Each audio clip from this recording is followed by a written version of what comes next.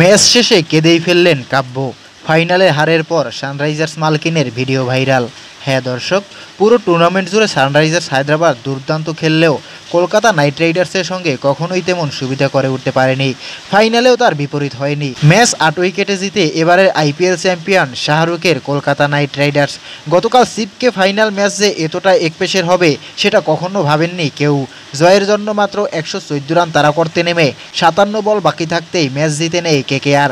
Match শেষে হতাশ লেগেছে সানরাইজার্স হায়দ্রাবাদের মালকিন কাব্য মারানকে। হারার পর চোখের জল ধরে রাখতে পারেননি তিনি। হাততালি দিতে দিতে কান্নায় ভেঙে পড়েন তিনি। সেই ভিডিও সোশ্যাল মিডিয়ায় ভাইরাল হতে বেশি সময় লাগেনি। তবে ফাইনালে হায়দ্রাবাদ ম্যাচ হারলেও কোটি ভক্তের মন জয় করে নিয়েছেন হায়দ্রাবাদের মালকিন কাব্য মারান।